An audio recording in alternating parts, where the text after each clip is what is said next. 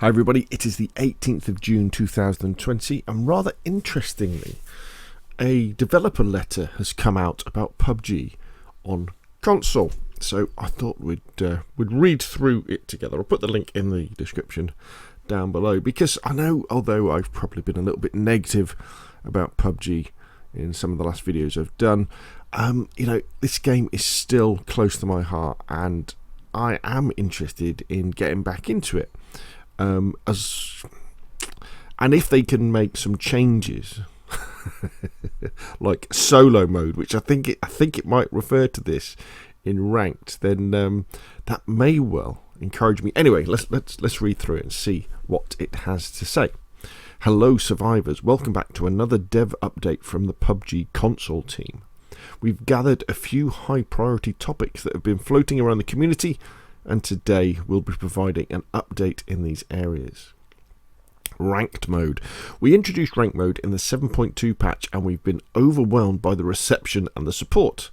But there's always room for improvement. The most common suggestions since launching ranked are the addition of solo mode, including team placement into the ranked algorithm. Today ranked is based on squad mode, which is the most popular team size in PUBG. The number of players in squad mode is greater than the number of players in either duos or solos, but we hear your feedback and we're getting tons of requests to open solo and duo queues in ranked. However, I'm afraid we won't be able to open new ranked queues, at least for Season 7. Here's why. Oh god. As many of you know, PUBG supports many queues. The game is first split into third person and first person, and each of these modes supports solo, duo and squad queues. That's already 6 queues. This is split even further when there's map selection, and let's not forget that we have custom matches and team deathmatch too. Adding more queues on top of this is already crazy business, but with ranked we added first person ranked squads and third person ranked squads.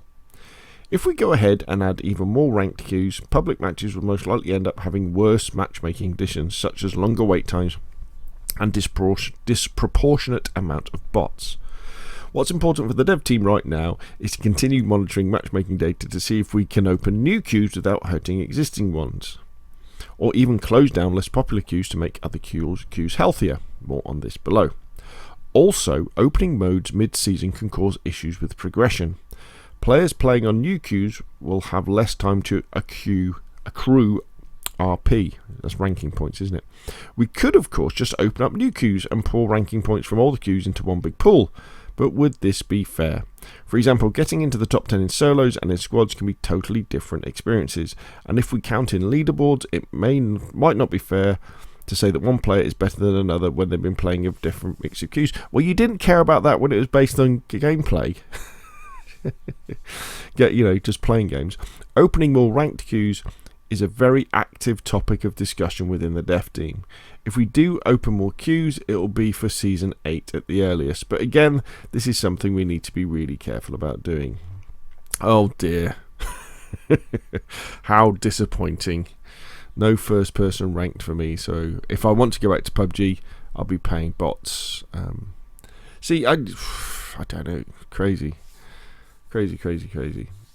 Yeah, I don't know. I mean, there's some really big PUBG players like Wacky Jackie who were so angry and upset more than anything that there was no ranked solo mode.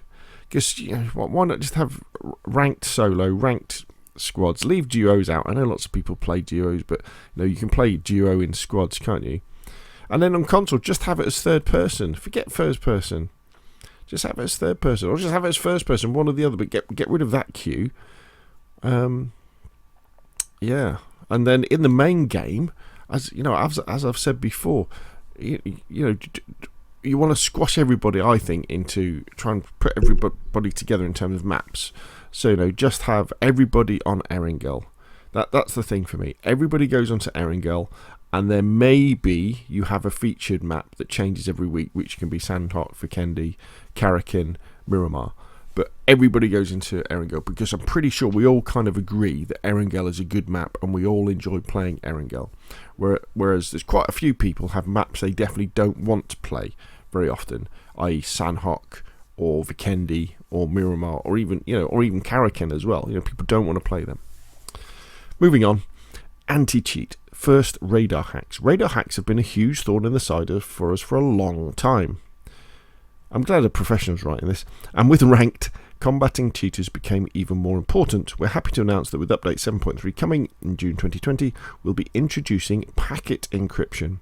We would have liked to delve into the technical details on how our packet encryption works and explain why this was such a long time coming, but we thought it'd be best not to give out information that baddies could use against us. Yeah, I'm sure they don't know about packet encryption. Anyway, no guarantees until we're live with the feature, but we're expecting to see drastic reductions in radar hack usage. See you later, cheaters. Fingers crossed. Second, SMS authentication. In fact, I've read that. I read that straight away, and basically they're not doing it. Third, bans. Up until now, we had a ban process where reports from our players and community managers would be sent to a team that would review these reports thoroughly and proceed with the bans. While our intention for automated systems to catch 99% of cheaters, some offenders will always slip through the cracks. Naturally, it feels like these players continue to avoid detection and leads to a pretty poor experience. To combat this, community managers around the world now have the ability to ban highly visible offenders using local community managed systems. In North America and EMEA, I'm not sure where that is, for example, moderators are building out a system in Discord that will allow players to identify, report and ultimately ban the worst offenders. It's a manual ban process. Wow, that's scalable. Stability. Right, yes. Remember when we told you in our Console Dev Focus 2020 letter that the recent content additions were causing an increase in memory use, which in turn caused an increase in crashes? Well, our engineers have since been hard at work, sifting through every nook and cranny in our game to grab every bit of free memory we could, and now we're thrilled to announce that our crash rate is sitting at half of where it was with update 6.3. Not only that, but I'm happy to say that the current crash rates we're seeing are the lowest they have been since we released PUBG on consoles. That doesn't mean we're done here though. Not only are some of you still experience crashes now and again, we want to be at a more comfortable position in terms of free memory considering all the content coming further down the road. Our engineers will toil on and you'll hear from us when we have another victory to show you. Hey, don't worry up too much about new content. Don't worry too much about that. Just get the game running smoothly. That's all we want. Yes, please improve the menus and things like that. Bots and matchmaking. As explained briefly in the update 7.1 patch notes, the number of bots that populate lobbies depends on your MMR tier, and that's kind of your skill level, with higher tiers having less bots. We've already consolidated the number of these tiers in a way that more players would be funneled into the tiers with less bots. Our data is showing that this change has helped with cases where players are running into sessions with just too many bots. However, some of you in certain queues, in certain regions, at certain times are having difficulty finding matches and are being put into these bot-filled sessions. Currently, the matchmaking system waits 5 minutes before filling unfilled slots with bots. 5 minutes? That's forever. We could make this wait time longer to get more human players in for each session. No, shorter. Or we could just remove the limit altogether. But this comes back to the problem we were dealing with before bots were implemented. In less healthier queues on certain regions, this will result in ridiculous waiting times. We also put everybody into Erangel. That's how you do it. And don't worry about MMR. Throw everybody in together. Do it on connections, not skill. You know. We also saw some suggestions to have the option to move the NA server. To move to the NA server instead of facing many bots, but we believe this is not a fair solution, as sending non-North American players to North American server would negatively impact network connections for North American players. True. At this point, the best solution just might be to funnel players into less queues. We'll be reviewing the health of the queues across all regions and may begin exploring the idea of closing some down. Personally speaking, this is far from the happiest news for me too, as I plan a variety of queues from time to time. Shut down first person on console. Go third person only. Third person only. But as mentioned above, we support many queues in PUBG. Too many. Right, so guys. Mr. John Hoyt Choi. Go and have a look at Apex. Go and have a look at Fortnite. Go and have a look at Modern Warfare and see how many queues they have in their games. All right, just look at that. Look at that. I mean, for me, the big mistake I think they made was with ranked play. You know, when they said we're going to introduce bots because queues are too long, but by the way, we're going to have ranked play. So immediately they introduced another 4 queues. Would it have been 4 solo?